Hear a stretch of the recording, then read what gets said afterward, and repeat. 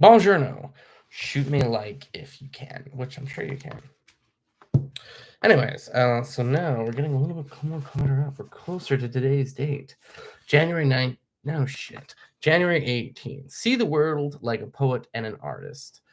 Pass through this brief patch of time in harmony with nature and come to your final resting place gratefully.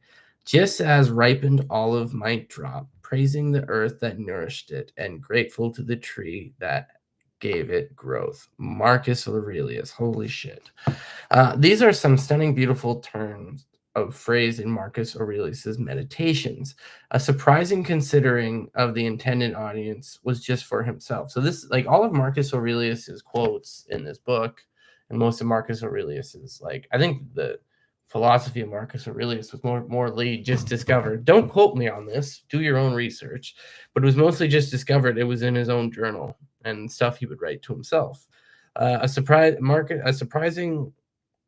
Okay, in one passage, he praises the charm and allure of nature's process, the stalks of ripe grain bending low, frowning brow of the lion, foam dripping from boar's mouth. We should thank private rhetoric teacher Marcus Cornelius Fronto for the imagery in these vivid passages. Fronto, very widely considered to be Rome's best orienter besides Sinestro. I have no idea what the fuck he's talking about here. No, not a single clue. Rome's best was chosen by Marcus's adopted father to teach Marcus to think, write, and speak. More than just pretty phrases, they gave him, and now us, a powerful perspective on ordinarily or seemingly unbeautiful events. It takes an artist's eye to see that the end of life is not unlike a ripe fruit falling from a tree. It takes a poet to notice the way baking bread splits in our places with those cracks, while not intended in the baker's art, catches our eye and serves to stir our appetite and find a metaphor in them. So if they like poets will look at certain things like that and find a metaphor, like certain things in nature. And like I guess like the quote about the boar's mouth and like gross things, it almost these people were making it seem beautiful. So all the gross things, like the negative things, like it's kind of like a lot of self-help people. It's like taking the negative things that happen to you and turning it better. And it's just like that weird, I don't know what scene, but I know Family Guy like parodied it, but like when that guy's seeing that like bag of that plastic bag flowing in the wind, and he's like, oh, it's so wonderful, it's so free. That's a little silly, but like that guy maybe is a little bit happier because of that, seeing these things and like, oh no, world is wonderful, it's random and it's beautiful.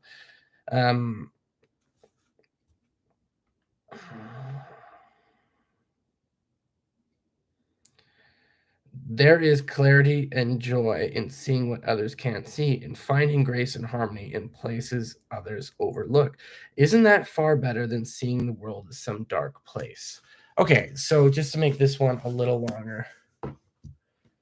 Yeah, I don't know. It's kind of cool. Well, yeah, the falling fruit, it's like it could seem as a waste, but then again, the fruit goes back into the soil to nourish the tree, which it came from. So it's kind of giving back and it's going through a cycle. Anyways, well, I don't want to end, so it's weird to. I kind of do these as a cop out, so I don't have to upload and edit, and I just kind of I think of it as more of a live radio host, and I kind of just spew what I want to spew, or podcasting with myself, really. But okay, so I got some quotes for you because I don't know, I just have quotes that pop up on my computer just to tickle myself pink and make me feel smart, I guess. So I'll help you guys feel smart too. So this one's by Jane Goodall. What you do makes a difference, and you have to decide what kind of difference you want to make. Alice Walker, don't even remember who that is, but the common way people give up their power is thinking that they don't have any. So I guess like no matter who you are or where you are, like there's still always something you can do. There's always something you can do about situations. That's why I don't like I do have confusion sometimes, and I don't exactly always like the quotes of like, oh, let things go that you can't control, because you don't know how much you can control. I guess that makes a person wise, is knowing at what you can control and can't control. And I'm sorry, I'm just cleaning my desk a little bit while working on this.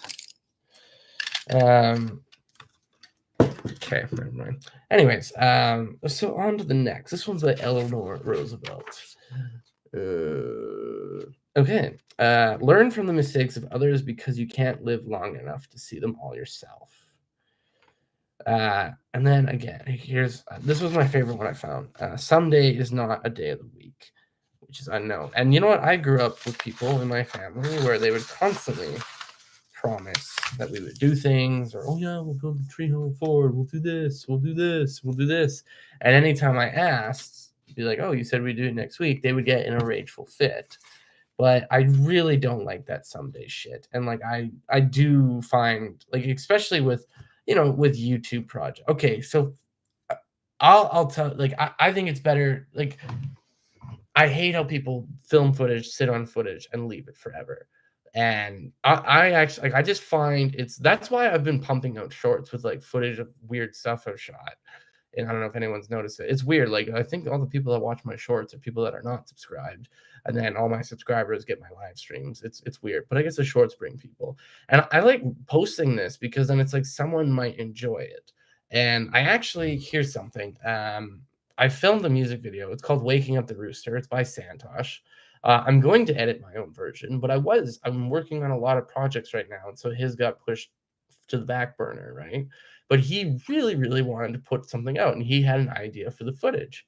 So I can always make my own director's cut. It's kind of popular now these days for the director's cut to come out way later, anyways. But